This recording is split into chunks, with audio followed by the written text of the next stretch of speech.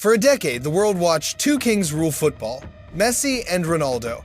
But there was always a prince in waiting, the heir to the throne, the man destined to eclipse them both, Neymar Jr. Neymar,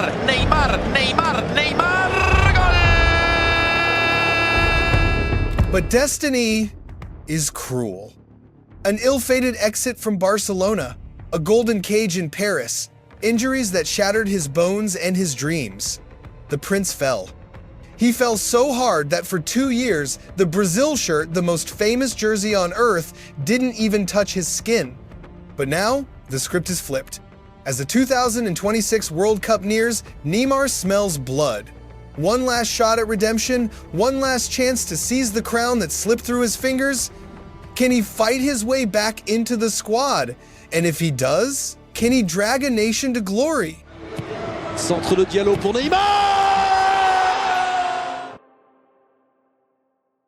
To understand the tragedy, you have to understand the height of the fall.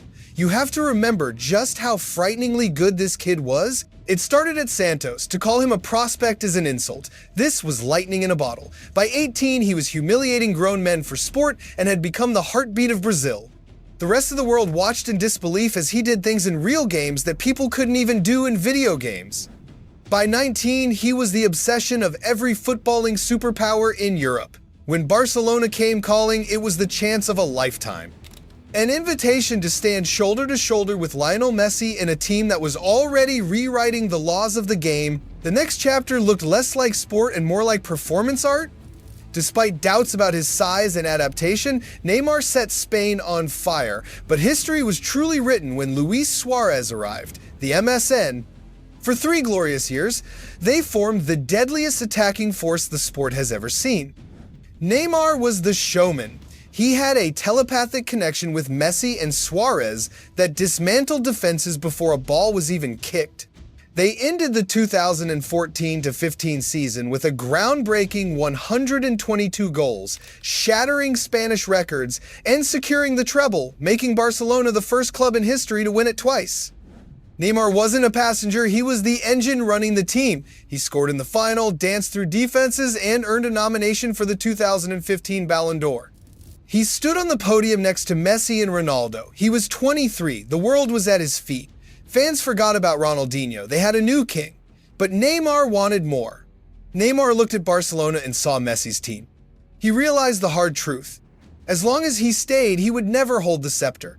He didn't want to be part of history, he wanted a kingdom of his own.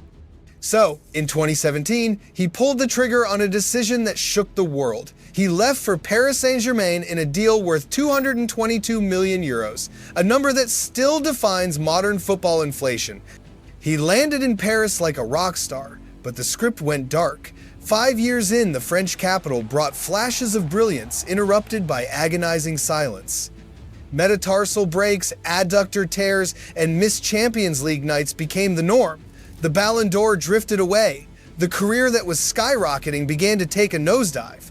Eventually, PSG moved on. They wanted youth, not an aging superstar. With Europe turning its back due to his wages and injury record, Neymar made his boldest choice yet, Al Hilal.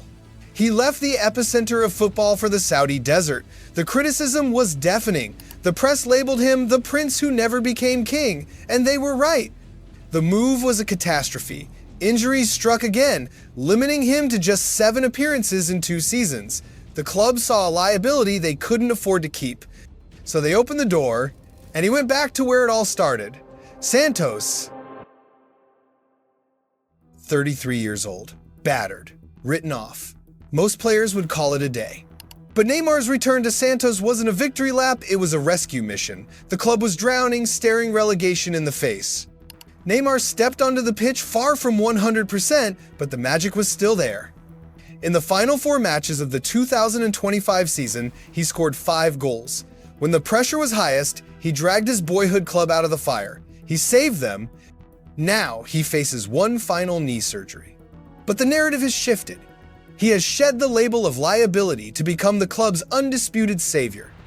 If he recovers early and starts next season strong, the door to the national team is open. He is still their all-time leading goal scorer and assist provider, but he hasn't worn the yellow jersey since October 2023, and his history with the World Cup is a horror story. The World Cup has been cruel to Neymar. In 2014, on home soil, a fractured vertebra in the quarterfinals forced him to watch from a hospital bed as Germany destroyed Brazil 7-1. In 2018, a not fully fit Neymar couldn't stop Brazil from crashing out against Belgium. Then came Qatar 2022. Brazil were favorites. Neymar was electric. His quarterfinal goal against Croatia was a masterpiece that should have been the winner.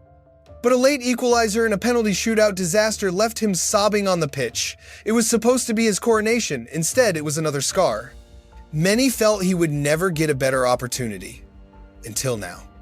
If Neymar makes this squad, he isn't walking into a broken team. He is joining a war machine. For the first time in years, there is real optimism around the Seleção thanks to one man, Carlo Ancelotti. The most successful manager in Champions League history knows how to turn stars into champions.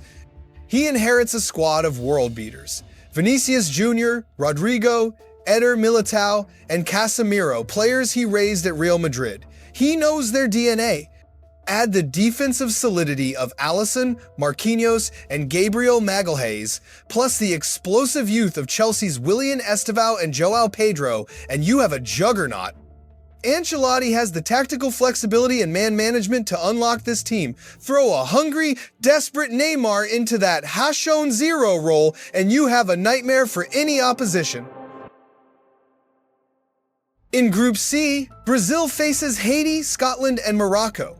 They should comfortably top the group, though Morocco, the 2022 semifinalists, will be a stiff test. Winning the group likely sets up a round of 32 clash against the Netherlands or Japan. Tough, but beatable. But then the Sharks circle. The round of 16 could bring heavyweights like Germany or France, or dangerous outsiders like Senegal, Ivory Coast, Ecuador, or Norway. Any slip up here is fatal. The quarterfinals could see a rematch with Croatia or a battle against England. The semis? Potentially Argentina or Portugal. Messi versus Neymar. Ronaldo versus Neymar.